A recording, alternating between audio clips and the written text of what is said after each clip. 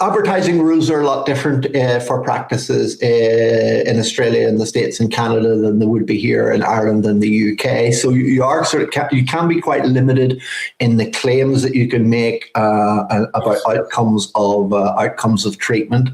And so how do you help to work that in with the practice? You're just going to be. Yeah, well, I'm luckily I'm not subjected by those governing laws under my profession, but the podiatrists definitely are, and the physios. Yes. So, you need to work, like we can't have testimonials. You can't have testimonials, yeah. No. So if you've helped someone, that you can't have them tell someone else about it, or you can't put it anywhere on your website or advertise it through Facebook. Yes. If they put a Google review up, that's okay. Yeah. But anything else, you could get suspended or, fined. When you ask people, how did you think, what did you think of your experience when you came to the Foot and Leg Centre? And obviously they start talking about, oh, my heel pain's gone, it's fantastic. And that's where a lot of editing programs come in. So you cut all that out and you just leave the experience of how they felt when they left there. Of the experience of who were left and promote that, yeah.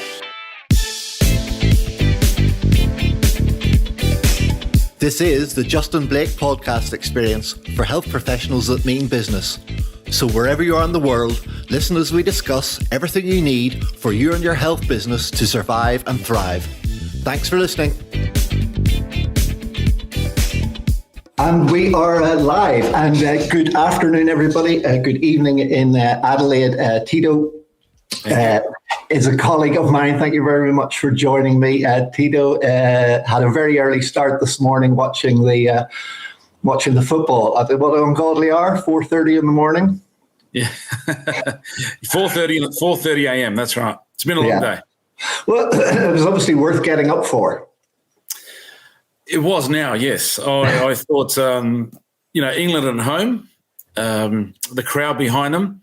Yeah. And when they scored in the first couple of minutes, I thought, gee, here we go. Yeah. So they played a very un-English type game. They were very defensive. I thought if they kept attacking, they would have beaten Italy, but they let Italy get back in. So whether they just sort of surprised themselves with a quick early lead, but it just didn't seem to sort of push on. No. The dream continues. The quest continues for the English football team. Maybe in the World Cup next year, they may. I'm sure they'll get there soon. It's been a long time. Push on. And so I first met Tito. Tito works in the Foot and Leg Centre in Adelaide and is a manual therapy specialist with your original qualification in spinology. Yeah, now neurospinology, so study of the nervous system. Yes. I specialised in foot mobilisation since 2000 now, so 21 years. Yeah, and that's what I met you when I went to train in foot mobilisation when I went all the way to Adelaide, and I looked back, it was 2001. Yes. And so I went to train under Ted, as you worked with Ted in Ted Jednak in Adelaide. Yeah. So I spent just over 2 weeks out there in 2001.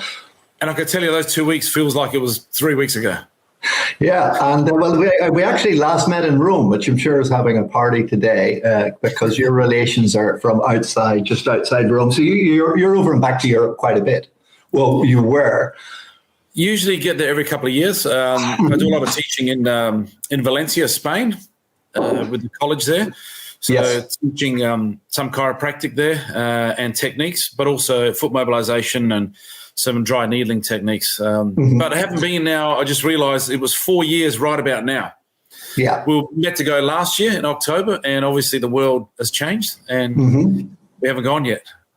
No. I was meant to fly yesterday to our Sunshine Coast for some warmer weather, and that got canned because they were in lockdown, and it meant that if I went, I'd have to self-quarantine for 2 weeks, which, we're so busy with the business, I just can't afford to do that at the moment. But so in South Australia and Adelaide, there's been no sort of lockdown of or closing or any restrictions in business at all through this. No, last year I think we locked down for a day or two, and it was a mistake. So something to do with a pizza bar, and they thought it was going to spread, but the guy had lied and he was doing something else. So I think it was a bit of behind the scenes type stuff. So no, we're actually looking forward to a break, but we had to open up again. And we've been open ever since. So we've been very fortunate. And when we look at what's happening at your end of the world, we've been so fortunate down here. Yeah. Well, of course, a lot of practices are well, everything's sort of in practice wise, but this time last year it was sort of touch and go when the virus initially started, and that sort of helped. Well, of course, I think it gave a chance for a lot of practices to sort of refocus on what they were doing and take a sort of step back, and a lot of moves sort of onwards and upwards from then. Yeah. So. You say you've been extremely busy. So what works? How do you run an extremely busy practice then, Tito? Very busily. Okay. We have been busier than ever before, probably since, when I first, because Ted's not part of the business anymore. And we still catch up. He's still in Adelaide, so we catch up quite a bit. It was his birthday a couple of weeks ago. So I sent him a message. And remember that little speaker? Oh, actually, I better not say because he might hear this, but he'll be getting a surprise about something soon. But, we haven't been busy for a lot. We've always been very busy, but now it's actually extreme busy. I think people haven't been going anywhere. There's been no travel. No one's been able to go anywhere. So they're working on themselves more. They're running, they're exercising, injuring themselves more.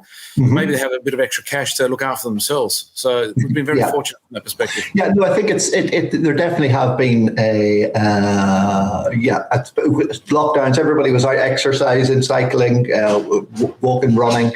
And as you say, there were a lot more time then to spend on sort of fixing them, helping themselves. Yeah. And it was great that, the businesses that I work with were the ones who, regularly were staying in contact with sort of patients sort of before the sort of lockdowns. I mean, they really came out of the other end of things at a really sort of a really growth rate. And I think that's, and you say it seems to be all over, is that just reading a couple of posts over the weekend, people are booked out till sort of, September, October time, and, really too busy. But I mean, the practice in Adelaide is quite different from a lot of foot practices in terms of, I mean, you guys don't open sort of 7 days a week type of thing. I mean, you're pretty, you obviously, it's you work it as a more of a lifestyle practice. Yeah, absolutely. We work very hard, but like, for example, we have Mike and myself have Mike Talbot, who's a podiatrist. So we're both directors of one office in Kent Town, and Mike's got the other one at Glenelg. So they're opposite ends of Adelaide.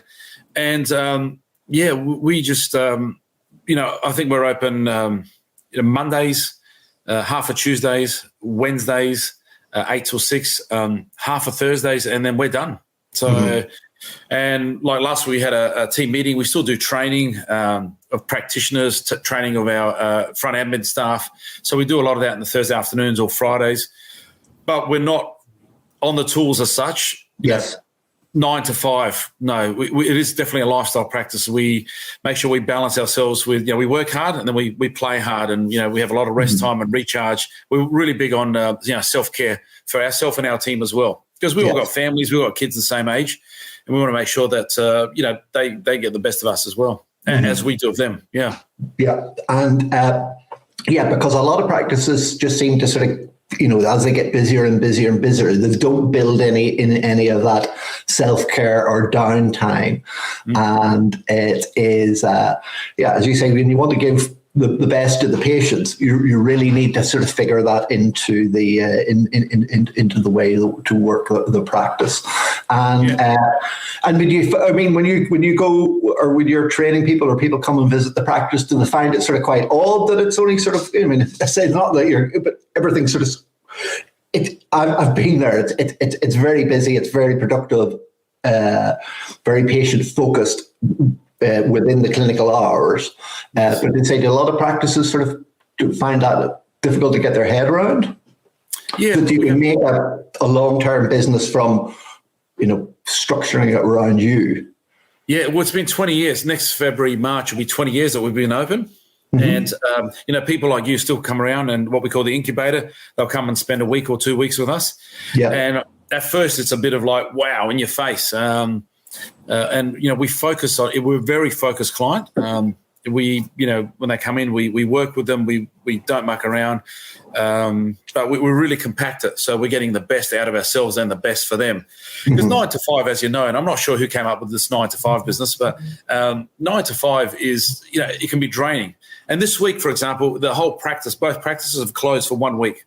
So we've gone, and Mike's up at North Queensland and Cairns. Everyone's having a break, and it's really, really comfortable. So it's a chance to recharge. Well, I think a lot of practices don't even work the 9 to 5. I mean, they're working 9 till 7 or 9 till 8 because they're doing extra hours to sort of work around patients and things, and evenings and Saturday mornings. And I mean, it's and again, that tends to sort of evolve. Just as they get busier and busier. And I'd be worried about that practices who are booked out till September, October, and they are that sort of busy. I mean, certainly the practices would help to sort of try to see the business working for them rather than them working in the practice, isn't it? Yeah, absolutely. And the 9 to 7, there's just so much time on the business, and there's fatigue, there's people get sick. We're really big into self-care for ourselves and our whole team. And I can't remember the last time I had a day off. I don't think I've been sick for probably 4 or 5 years now since Mike and I took over, because we do that self-care. We're big on meditating. We spend time recharging. Our holidays are all planned for the year and into next year, so we can have a break. So in October next year, both practices will close down for a week again, and everyone recharges. Yeah. So it's very well structured in that way, so that we can have time for ourselves. Yeah. No, that's one of the things that I learned and we've implemented in other practices. Yeah, book those holiday times out a year ahead so that they're actually sort of set in stone. Because I think as people are too busy, they just don't get that, and they never get an opportunity. So if it's all booked and scheduled in, then you've got something to look forward to. Absolutely. There's always something to look forward to on the horizon, and it's a good thing, because like you said, if you're booked out until September, October, and something happens, where do you go? You've got no space to move. If you're booked, where do you book people back in? And there's more overwhelm, and sickness comes in, your immune system's gets overcharged, and it's no good for anyone. It's no good for yourself. It's no good for your clients. Yeah, and then so where do you find then the time to sort of do the teaching that you do in foot mobilization? Well, at the moment, so last year teaching was, I think I've been in Brisbane, Sydney, all the capital cities around Australia up until about March, and everything's just sort of went on hold. Since then, I've done just within South Australia. Some podiatrists down south of Mount Gambier, one in Adelaide. We're just introducing some online work as well, some theory for continuing professional education. But I'm also going to set up an online for people that can't get in. So you get some of the techniques. We've got this podcasting place here where you have 5 or 6 cameras looking at you, so you can actually physically teach, and then get everyone to go out and actually practice. Yes. And then the hope is that one day we'll open again soon and be able to get people in live again. Yeah, well, I'm hoping the same as well. I have some online biomechanics courses that we're working on improving as well, from feedback that we got when we ran the course before. And again, then live training. We may get something organised for the later on this year, but again, everything's sort of quite restricted by travel and things now. Although again, UK seems to be more opened up than I didn't hear we are in Ireland, but that may sort of change over time, especially with all the bigger crowds. I mean, it was great to see huge crowds back in the stadiums over the weekend for the tennis and things as well. So it's amazing. We were looking at jealously at. I was watching some of the State of Origin games in Australia and things, and the big crowds there. And there was, watching rugby here, there was none of the crowds. And then do you find that what advice do you have for people who want to learn about foot mobilization? Well, why do you think it's such a good modality to use for foot and leg problems? Well, a lot of the foot mobilization, as you know, Justin, you came through, we look at, rather than dealing with, Achilles pain and heel pain and dealing with the symptoms themselves, we like to go deeper and look at the structure of the foot. So, yes. When your biomechanics aren't working as well, there's strain and sprain on those connecting tissue. So we go deep and look at the construction of the foot, making sure that's working at its optimum, taking that pressure off the ligaments, the muscles, the tendons, so that inflammatory response is then reduced or goes away completely. And then obviously we add the stretches and exercises and other modalities within that as well. It's changed a bit. We do some needling as well these days as well to help along with that too. Yeah. And then, of course, then it's helping people then integrate that back into the practice, into their practice, which is so they can actually give that to another modality to more patients. Because again, of course, you've met a lot of podiatrists, and their focus tends to be very much orthotic based. Therapy as a first line treatment. I mean, and that is sort of changing depending on which university you go to, and there is a lot more focus on sort of rehab and exercise and things as well. But I think a lot of podiatrists do still tend to be very orthotic focused. Yeah, and we still use orthotics. We probably use them in about 7 to 10% of cases. We find that those that do need orthotics, if you've got a tight, rigid midfoot and, you slip orthotic, under there, it actually tends to rock rather than run smooth. So if you can get some mobilization in, and it'll make the orthotic or the device work better as well. So we try to work with the orthotic rather than just putting straight into the orthotic. Yeah. No, what I found is it improves the overall foot function. So we need to do less interventions then with orthotics then at a later date, if at all. And I mean, my number of orthotics that I use for patients certainly, took, was an awful lot less than when using the manual therapies. And so, do you think people struggle to integrate new ideas into their sort of practice? We're finding that here, and I find that here in Australia when I move around. I mean, more and more people now with the younger generation of podiatrists coming through are thinking a little more laterally. But it is a bit of a struggle because, obviously you come out of university and everything's about orthotic. And the orthotic has its place. There's no problem there. But a lot of the studies that I did with Dr. Paul Keneally before Ted, and Ted did with Dr. Harvey Lampel, and their claim to fame was that, 90% of surgery and heel pain wasn't required. Orthotics weren't required, or surgery wasn't required if you did foot mobilization. And we've definitely found that to be the case. And like I said, I've been doing this for 21 years, and the centre's almost 20 years old. Yeah, we found that to be true in every case.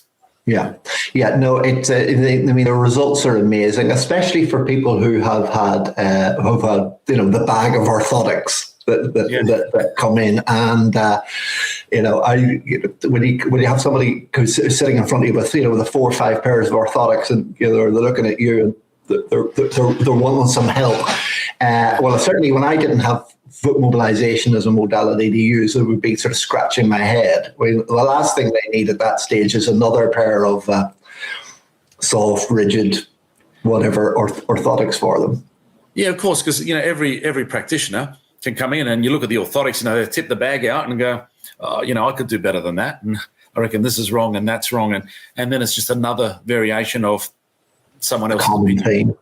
And like I said, they have a huge place in what they play, but if you can get the foot to function and work better, and get some really good exercise programs going on, you can get a great result. And a lot of people these days, they come through and they're just sick of wearing the orthotics, especially females with their type of shoes. They don't want to wear orthotics. So some need to, but there's a lot that don't need, and we can look at getting them out of the orthotics if they do the correct things. Yes, which makes it a real bonus because people, it's hard. You got to take them out of one shoe, put them into another shoe. You find that most orthotics, especially in some shoes, female shoes, they fit into the shoe really well, and then trying to get the foot in there is really difficult later on. So if they can go without them where possible, it's a real bonus for them. It's a bonus for us as a practice as well. Yeah, I mean, I'm sure, like you, I've had patients who have said, great, my foot pain's gone. Now my husband's going to kill you because I'm going to be able to go out and buy lots of lovely new shoes to be able to wear again. You fix or improve. Yeah. Yeah. Now I only wear my high heels on a Sunday now. So is it? That was yesterday. That was yesterday. And then, of course, then advertising rules are a lot different for practices in Australia and the States and Canada than they would be here in Ireland and the UK. So you are you can be quite limited in the claims that you can make about outcomes of treatment. And so how do you help to work that in with the practice you're just going to be? Yeah, well, I'm luckily I'm not subjected by those governing laws under my profession, but the podiatrists definitely are, and the physios. Yes. So, you need to work, like we can't have testimonials. You can't have testimonials, yeah. No. So if you've helped someone, that you can't have them tell someone else about it, or you can't put it anywhere on your website or advertise it through Facebook. Yes. If they put a Google review up, that's okay. Yeah. But anything else, you could get suspended or, fined. So what we do is, look at, rather than having, we've not been sneaky, but we're trying to find a way to show a lot of the other clients on how we are. So we talk more about, rather than testimonials, we talk about the experience that they have with us. Yeah. So how did you find our experience? And we tend to have what we call a Disney experience. We try to make the experience when people come into our practice like going to Disneyland. So we offer them, they get a menu with, coffees and teas and, sparkling water. We have different things going on. We give them prizes. So we try to make it a real good day out. We have fantastic music. We have competitions. So they get a different experience. It takes them out of their day-to-day life where everyone's so, pressured and it's mundane. And they walk out of there and, we have videos on of, getaway shows of people going to Ireland and Italy and Spain and over the UK, and everyone goes, oh my God, I want to get back there again, and I can't. And they leave the centre thinking, wow, this is fantastic. So we get them to speak about the experiences. So when you ask people, how did you think? What did you think of your experience when you came to the foot leg centre? And obviously they start talking about, oh, my heel pain's gone, it's fantastic, and that's where a lot of editing programs come in. So you cut all that out and you just leave the experience of how they felt when they left there. Of the experience of who were left and promote that, So that makes it difficult. Although, I mean, I have seen some our Australian colleagues again on posts on Facebook. As you say, there's some, there was somebody posted up the other day. A patient brought in a report from one of the sort of sports shoes shop that they were, recommended certain shoes and certain things, and colleagues were sort of like a little bit concerned that they were, the patients weren't getting the best advice. But again, it's difficult for patients to know where to go to get the best sort of experience and get the best treatment. Yeah, and look, it is difficult because the governing body is there to make sure there's no charlatans and people are working within the realms that they need to. So it's there for a reason, but you still want to try to get out to a client base to, because obviously we get into this practice and this type of work to help people. We want to help people the best we can so they can live the best lives possible. So newspaper doesn't work anymore. So I don't know about you guys, but you put something on paper, no one reads the paper anymore. Everything's digital. Everything's Facebook. Mainly Facebook. Instagram is slowly starting to come along. Different mediums, So I found newspaper worked very well. Certain newspapers in certain areas were extremely good. I think. Dead zone here. Is it? Okay. Yeah. And even the Sunday papers, because I remember before you guys used to sort of have So we put it out in a Sunday paper and get 50, 60 leads. Now, we tried it last year. It cost 3 times the amount, and we got 3 leads. Okay, so newspapers really... Yeah, everybody's online again. Okay, that's disappointing. No, I mean... Yeah, no, in Ireland up until, I mean, when I was still having my practices and we're running newspaper ads up until, it was 8 to 10 a dollar return in every pound or every dollar invested. We were still, I would still between 20 to 25 on average from a newspaper ad. Wow, that's great. So it was, but again, of course, it wasn't the only thing that we were doing as like you are. Again, we were running Facebook ads, which are still working quite well to generate leads, and our email online sort of marketing, because we had a database. And I think that's what some people struggle with is what am I going to talk to the patient about? And we used to send out at least a weekly email. And just keeping in touch. And it's like, I'm sure, your next week or last week's one was Mike's going on holiday on the Gold Coast and such and such is happening. We're taking a week off. I mean, it's just talking about what you're doing normal sort of day to day. You don't have to overthink it too much. But no, we have a recipe of the week. We have some foot related story. We have a client that's got, has done really well. We've given them a prize from a basket. So there's a photo of that. Mm-hmm. There's some part of our blog that we link people to. We've written a blog. Yes. So there's a lot. We have a funky footwear day, and there'll be photos of the funky footwear, people with their socks. So there's plenty to do all the time. Yeah. It is just sort of thinking a little bit. I mean, the last thing somebody needs, I keep saying, is another Achilles tendon blog or a Freiberg's blog or something like that. I mean, there's talk to the patient and meet them where they are. And of course, people don't Google that. They Google, I've got a sore Achilles, or I've got foot pain when I walk or play soccer, play football, and those are the sort of things that they search for. And are you guys using a lot of Google Ads, or? Yeah, basically, all our 60% of what we do is referral. Yeah. 7 into referral, which is pretty good. But Google AdWords and Facebook are our main two. A little bit of Instagram we're playing around with, but it's basically Facebook and Google AdWords. So people are Googling, I've got heel pain and I've got bunion pain and whatever it may be.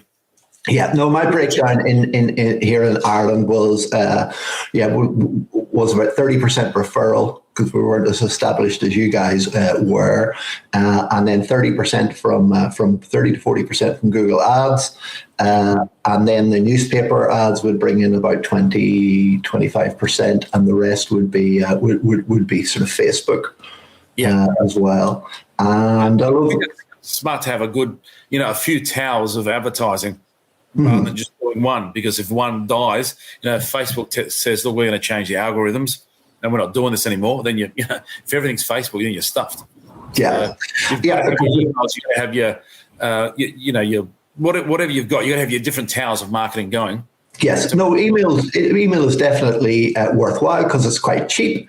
It's direct to the patient, and if you're talking about interesting enough things on a regular basis, people do engage and get involved in it. Although I think, a lot of practices struggle with having a sort of consistent sort of plan.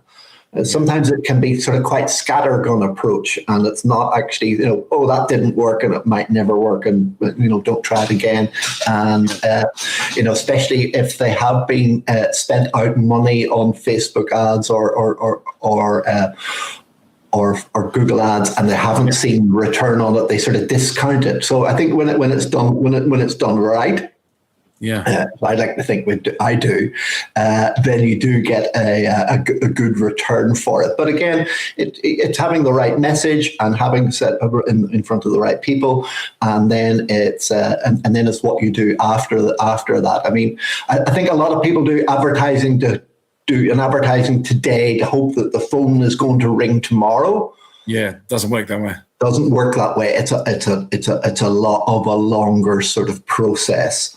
There's different, what we call different types of touch points. So I think now the latest reviews that I've seen that, people have got to see you 20 times before they trust you. So you got to do Facebook. You got to do educational pieces. You might do some funny pieces. You might do something about a blog. You might do something with gratitude that you're thankful about something. So, and they see you all the time. They get to know you as a person. So when people come in to see me, and I'm sure they're the same with you, they'll go, "Gee, I feel like I know you. I see you all over Facebook." And, but they get comfortable with you, and then they'll come in. They'll have a sort of thought something will happen, or they'll refer someone, and then off you go. Yeah. The one ad, and then people are going to ring, and you're waiting by the phone. It doesn't work that way at all. No. The other thing I was going to say is one thing we're getting into now, which is really huge, I think, is rather than email, is texting, SMSing.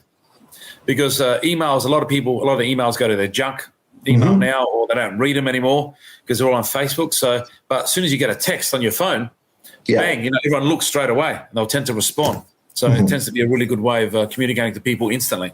Yes. Yeah. And I mean, obviously a lot of practice management systems have sort of text reminders and appointment stuff as well, but they are just texting out like an email. Yeah. You send out a bulk text in regards to something that, like, hey, haven't seen you for a while. If you need to come in, we're here. We're still at the same place. Or we're doing a special on this week. If you got heel pain, then simple things like birthday messages. But I do understand it is difficult for practices to be very busy and to be running at the stands. If somebody is booked up to September, October, they're going to say, well, why would we need to be doing any advertising now? But again, the advertising can work if you want to see a certain patient group, or you prefer to work with runners or footballers or cricketers or tennis players, or if you want to provide an orthotic or a foot mobilization service. It's easier to then to talk to that group of patients that you actually want to work with. That's right. Rather than just anybody who comes in with a wide range of foot problems that can foot and leg problems that can present. And this is the key. Like in a paper or a newspaper, you put an ad out there, and the whole range of society sees it. Whereas with Facebook, you can be a lot more direct and pick the avatar that you want. So male or female between these ages that do this, that have this problem. So you get more specific, and you can target better with your ads. And I think a lot of people, when they are busy, then their focus goes off. And I mean, that was something I talked about last week, was in the practices, you get that sort of roller coaster. A couple of weeks you're very, very busy, and then it sort of starts to drop off again. I mean, I hated that in a normal sort of practice, or the way you used to practice was you were never sure when it was going to be busy. Yeah. And I think when you have some background marketing there that goes on, that sort of tends to flatten out that sort of peaks and troughs. And, there was always an excuse. It was the holidays were coming up, or the weather wasn't great, or people are saving up for Christmas and things like that. So there was always sort of some excuse around. It was never a good time to sort of to market or talk to patients. And I think also that people just think if they have a website and they put it up, that's it, and people will come to it. But build it and they will come. There's a bit about that. And again, that isn't true in all cases, because you need that sort of social proof to be on Facebook or on Instagram as well, so that if somebody finds you on the website, they'll go to the social place to reinforce you. So as you say, there's different sort of touch points along the journey. And I mean, and you don't want to be selling to people all the time either on Facebook. No. You don't want to say, every ad or every video is, I'm offering you this or I'm offering you that. It's, a lot of the time it's it could be a question. Yeah. So you do have to do some SEO on your website. Some interesting information on the website, that it's not just all about the qualifications and what's going to happen to the patients in the practice.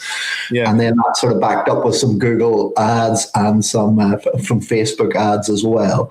And you've got to give away sort of information and make it engaging with the patient. Give them an exercise for heel pain. Now, the exercise may temporarily relieve them, but it's not going to get rid of it. But, it just engages them and gives them something to do.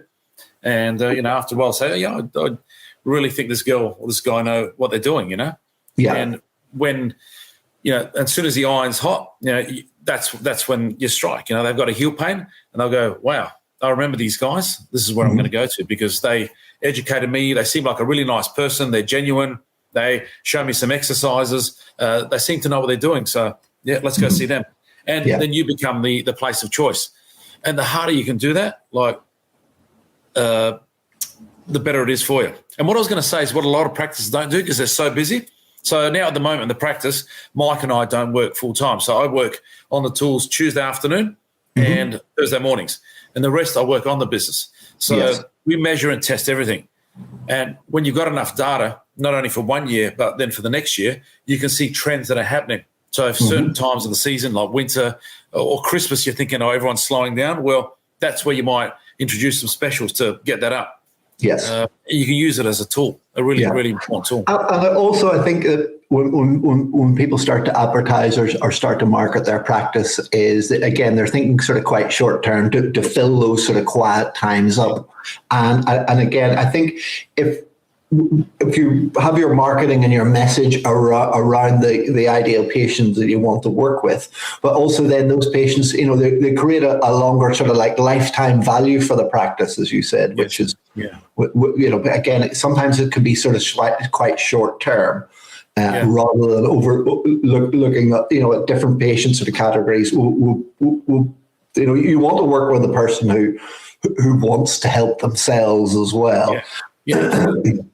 I mean, I think a lot of practices are focused around just fixing the problem. Rather than helping the person help themselves as well, which is a large part of the. Take away exercises for maintenance, keep them going, keep them moving. We all know how important exercise is, and I think the dentists are great at that, aren't they? For years they've been advertising about cleaning your teeth, preventative type work, whereas a lot of practices tend to work, which is how I worked many years ago when I first started, in that, you've got a problem once the pain's gone, well, that's when you stop. But, the problem can be there for many years before the pain actually arises. Things like wearing, tearing, grinding down, and then all of a sudden, they come in and go, "Oh, I've got this heel spur." It just happened on the weekend. The heel spur been forming itself because of bad biomechanics for 20 years. Yes. Yes, and I mean, that was one of the things that intrigued me that when I first went to Adelaide was, you had patients who had been in the practice for 10, 15, 20 years, just on sort of coming for maintenance sort of treatment, which was quite a revelation in terms of coming from. All those that were coming are still coming now. Still coming through. Yeah, they were 60 and now they're 80, Yeah, and I mean, people would sort of say, well, why would they be coming? And I think it's a little bit like some of the chiropractors that I work with as well. They sort of seem to get a bad rap from other clinicians that somebody's going to be there for 5-10 years of, but I mean, it's always struck me as a stupid conversation was that patients intelligent enough to know that what's helping them and what works best for them. Yeah. And so we'll continue with that treatment. Yeah, and we'll go back to the dentist, right? You go in, you get your scan and clean, you get everything fixed. So what do? Do you wait till it all falls apart again, or do you just keep it maintained? Yeah. Now, you think about it, we're talking about the body's physiology. We're working with the body's physiology. Inherently, at a cellular level, the body has an inherent organization that always strives to do the best for itself. So, if you cut your skin, you'll start to bleed. But if the cut's not deep enough, it'll start to scar and block itself and stop bleeding. So that's the body's, innate. Some chiropractors call it innate. We call it inherent organization. So that's always there. So it's about, getting your body always checked. So when you're talking physiology, again, if we use the analogy of a gym, you go to the gym, 3 to 6 months, you get yourself really fit. And you got a six-pack and you're ready to go. So what do? Do you stop? No, of course not. If you stop, everything's going to fall apart again. There's no different with feet. There's no different with spine. And I think, a lot of clinicians get caught up in thinking they're over-servicing people. They're going to rip them off. And it's nothing to do with that. I know that my clients that come every 6 weeks or 12 weeks or some 4 weeks, I know that if I see them more consistently at that time, they come in, they're happier, they have less problems. If something happens, they recover a lot quicker. And then they become, rather than clients, we call them guests now. They're part of our family. These people that have been coming through from when you were coming through, and we got hundreds, if not 1,000 of them now, they get to know my kids. We have Christmas functions together. We go to their funerals. It's just a whole nother dynamic. It's just completely different. And they're happier when they come through. And that's how I like to work. I like to come through. Hey, Mrs. Jones, great to see you. How have things been going? Oh, I'm walking. I'm running with the grandkids. I'm fantastic. I'll give them a coffee. We have a chat. And bang, off we go. And we'll see in 4, 6 weeks or 12 weeks, depending on how often they come through. Yeah. That is a lifestyle practice. I'm happy. They're happy. It's got to be a good thing. It's a win. It's a win. It's a win-win. Yeah, absolutely. Yeah, I think we can all sort of tend to be sort of quite sort of transactional, and you got your 20 minutes and you got to do so much for the patient, or the half an hour, and you got to, it's again, we're not looking sort of like longer term. So I mean that is one of the things that we really focus on when we're working with practices is what's the lifetime value rather than just the next week value of the patient. And I think when we start to look at that a little bit more, then it is. It just really sort of tightens up the focus of the practice. Yeah, absolutely, and it makes it. It really becomes more of a family practice because you get to know everyone. They get to know you. They get to know your families. These people have been coming in for up to 20 years now. They are. I don't even have to tell them to pay anymore. They just come in and pay. They pay for visits in advance. Oh, I think I owe you today, and they just go to the receptionist and they pay. It's everything's so much easier. And like I said, they're happy. We're happy. They're not in pain. They're living the lives that they want. And it's fantastic around. And I think that's also, again, practices we're a little bit, practitioners are across the board are a little bit sort of resistant in terms of talking about money and talking about sort of price and things. And certainly paying for sort of packages of treatment. Can be a little bit alien, but people pay for packages of right across the board when they go on holidays and they get the airport transfers and they get meals included and different things. I mean, if it's all just very, very transactional, it's not really sort of like longer term. So packages of treatment are a real boon to business.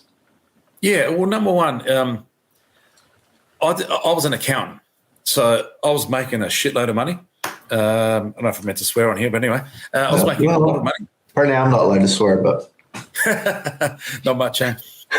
So I financially was well off, no problem. And I got into here. It was a long story. I won't get into it, but basically, I died on an operating table back in 1999, and I was an accountant. And I didn't want to get to 40 and think, geez, I'm still doing this profession. I didn't like accounting. It was financially good for me, but I didn't like it. So I got into here to help people. But there's got to be an exchange, an energetic exchange, and money is energy. And if I provide someone a service, then they give me an exchange for that. And it's really as simple as that. As far as packages go, people, like you said, they pay packages in whole other areas. We give them the option. So it's a bit different, I think, to when you came, but so we charge them for a one-off visit if they want to come one-off. But if they take a package out of 6 visits or 10 visits, it's less. Yeah. And we've got health insurance here, so it means that I don't have to give them a receipt each time, which means that if I'm seeing more people, I don't have to have more people at the front desk, so it's saving me money. So I give them that discount. And a lot of them don't even think about it. I think they save, I think it's $15 or $16 if they pay in advance per visit.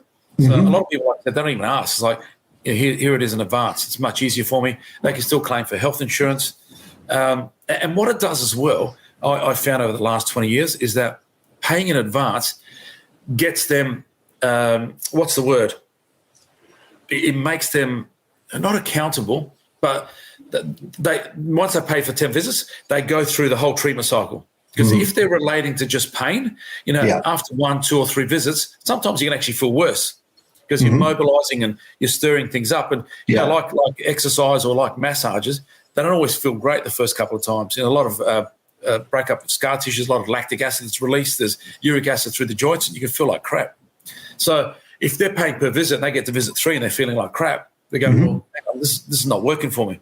But if you've explained that this is going to take some time and they've paid for 10 visits, they get up to visit 6 or 7, they go, wow, I've got through that point. A bit like exercising again. You get through that first 3 or 4 runs and you go, wow, the muscles are microscopically torn and now physiologically starts to heal. It's feeling better. And now they're going, wow, now I'm feeling better. And then when they're due again, we start spreading out the visits. But, hey, there's an option of paying for another 10 or whatever whatever it may be. So it works well for them as well. Because I find those that are paying per visit, if you haven't educated them well, by visit 3, they're not feeling great, they're just going to leave. Yeah, no, I was, well, one of the, when I come out, I was told packages wouldn't work. They won't work here. Yeah. But the work in Australia and the work in other practices and the work, and sure, we already have an orthotics package. People in Ireland is different. No, people is the same everywhere. That's the whole thing. Yeah, because we had orthotics packages and we had a sort of running or gait retraining sort of package and assessment of casting, an issue, a review. I mean, you're already sort of packaged in that. And as you said, across all other professions, they have sort of packages of treatment, the Bright Smile package or the Better Back program and different things like that. And once you have packaged it up and you lay out what's involved in it, then people are more invested in it rather than it is just transactional on the day. And that is, it's like, and why am I getting my credit card out again, or why am I paying for this again? And also, I think it's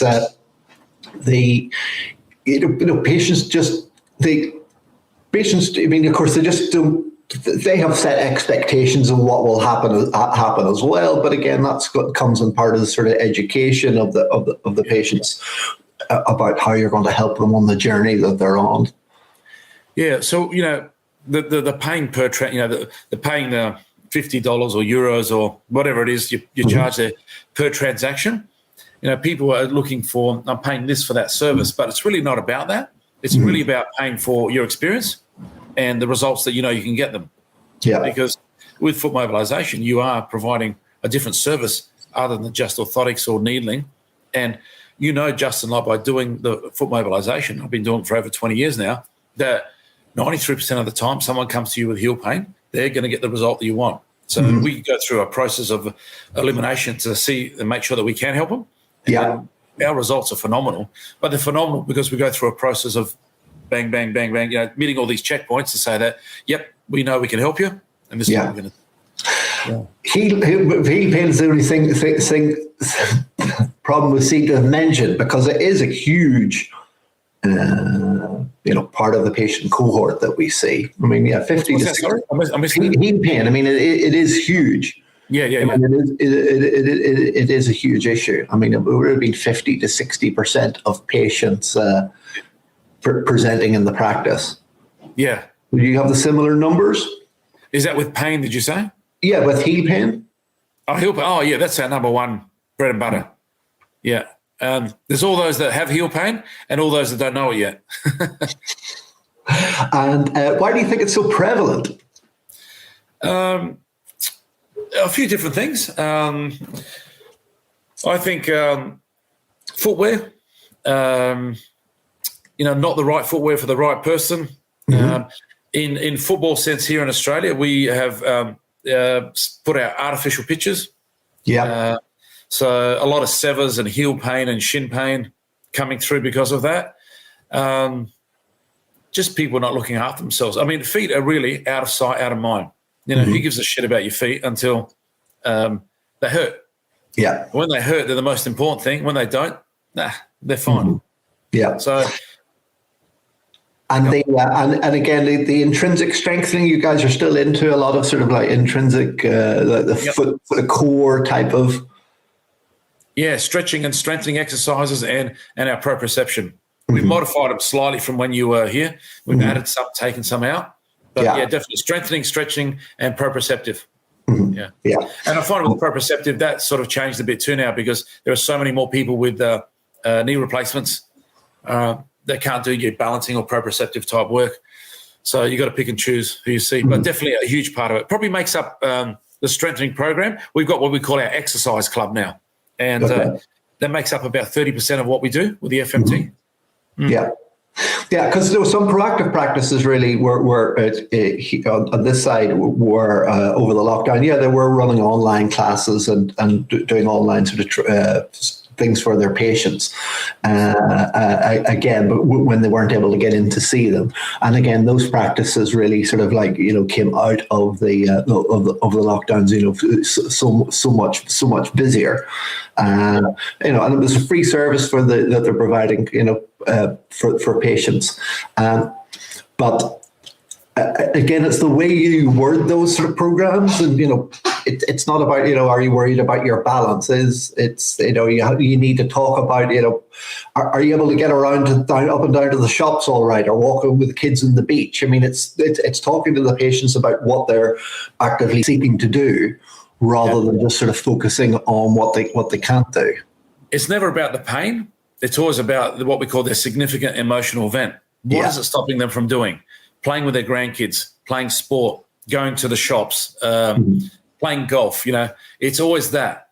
They'll come in with a heel pain, but it's really trying to find out and delving deep on what is it really stopping them from doing. Yeah. And once you know that, then you can get them back on track. Right? Yeah. You know how to deal with them. Yes, yeah, because that's the thing. I mean, there's always we've talked on a number of the podcasts before about this, of that significant event, especially when somebody's sitting in front of you. Just tell me again, how long? 4 years, 6 years of this you've been putting up with, or longer? And there's always some trigger then that it's usually the fear of missing out on sort of something at a later date. People want to be active and mobile. People want to be active and mobile and, be able to exercise and keep up with the kids and do the things that they want to do. After the first consult, I hardly ever talk to my guests about pain. It's always about their emotional event. What do they want to do? So they want to get back running, walking, playing with the grandkids. And it's always like, hey, we're going to get you back to the grandkids. We just need to do a little bit more. You do this exercise, this is going to do this, which takes you back to that.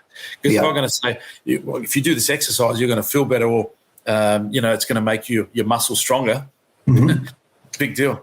But and I mean, the amount of clinics that are advertising that on Facebook, on Instagram, and different places. I mean, Instagram. I mean. Well, certainly on my feed with a lot of physio and chiro clinics, it's all about showing them doing this exercise and stuff. And the people I'm looking at it going, why are they doing this? I mean, there's no real engagement with what the patient's actually looking for. Another shoulder. Here's a new shoulder exercise.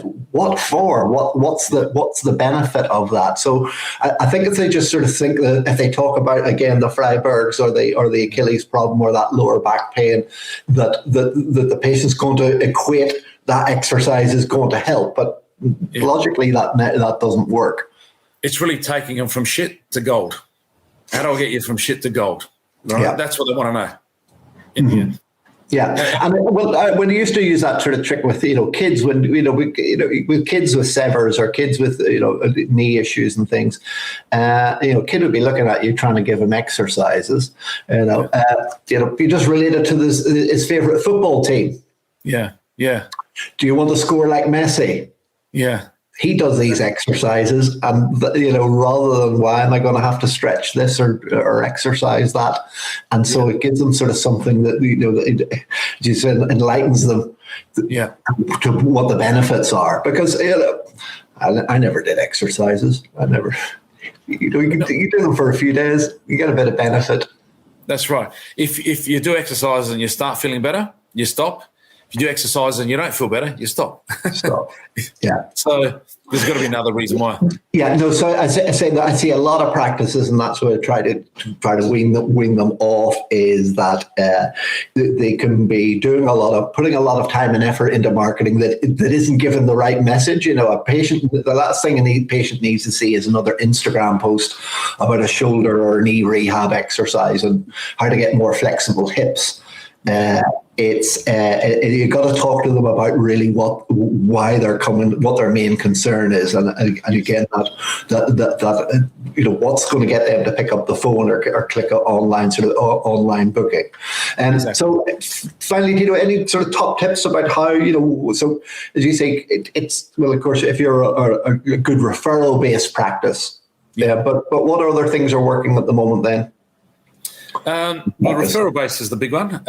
Internal referrals, also emails. So a lot of emails. So if people drop off or they don't come in anymore, it's just re-engaging with them consistently, just letting them know you're still there. Yeah, because life can take over. Other things can come up. Different things are at a different level of importance. And again, sometimes things just get put on the long finger. But as you say, as long as you keep engaged with them over time, then a lot of them are still in pain. They haven't come in, but that email that they get, bang. I was thinking about these guys. I've got to ring them back again. So it's not about pestering your guest or your client. It's about keeping in touch with them. So different information, educational information, some fun information, and then some information about what you're offering and what you do, and then it will bring them back there. Text messaging as well. So again, I think texts open. There's 86% open rate. Yeah. And email, if you get like a 20%, you're doing pretty good. Mm-hmm. So 80% open rate, because you hear this beep beep, and everyone just looks at their phone. You get anywhere, and that's what happens. So you're texting them about something. Again, educational, an offer, how you been, how things going, just re-engaging with your client. Yeah, no, that's one of the Facebook marketing system that we're using now. It's emails, then with interspersed then with text messages then as well for the patients, and that really increases the engagement. You get a lot more bang for your buck, and it's and it also then brings more leads into the business. Yeah, absolutely. Absolutely. And again, the money. The money, again, we're not there for the money, but there's an exchange. We're there to help people. The lead is giving you an opportunity to help someone that hasn't been able to help. Mm-hmm. And the exchange of that, the outcome of that is that, okay, you're going to get paid for it. And it's a circle. Like, if you don't get paid and you're not making money, you can't support your family. Mm-hmm. You can't help anyone, and it's not worth anything, is it? Yeah. Well, again, it all ties into that, what we started about. We want to have a practice that actually sort of works for you, rather than for you're just servicing the practice. So the money's part of then you being able to take the time and holidays and provide the services, and as you say, all the extras that go along with, the giveaway packages for patients, and being able to have all the other marketing in place. It all feeds in. It is a circle. In that family practice, or your best practice. 24 years of practice now. I found that I've had people. If I open at midnight, people will come in. I've had people calling me 11 at night, 5 in the morning, and you can't submit to a lot of that, because, again, you've got to be true to your hours and your family and your time and what you want to do, whatever that is. And it may be different for everyone. But if you want to work from 8 till 6, 7 days a week, and that's what you want to do, fantastic. That's what you do. But you're going to burn yourself out fairly quickly. I don't know. I'm 24 years older than when I first started, and I still feel very physically fit and can do it. But you will start to fatigue. And like I said, I take energy breaks. I do a bit of meditation. I coach my team, so I get out and run a little bit. We take our holidays, spend time with my family. I get a good balance, and it energizes me to give my guests, my clients, the best from me. Mm-hmm. Yeah. So they get the best. Yeah, because they deserve it. You deserve it. You deserve it too. That's right. Yeah, and they're better able to help more people. Yes, is the idea. That's the way. Great. Okay, as many goals as you can. And so how can people find out a little bit more about you, Tito, if they want to? Or what can they find you? They can. I don't know if they can leave a message here on what we're on here. Well, they can on Facebook, but of course they can look you up on Facebook, or you're at the Foot and Leg Centre in Adelaide. If not, Tito Pignetti under Facebook. There's training consulting, which I do my training under. And feel free to message me, ask me any questions. I'm happy to chat, happy to talk. I'm happy also one day to obviously get back to Ireland. I've been to Dublin, and that was a long time ago now. But I think we caught up in Rome for the famous night. Was that 10 years ago, 2011?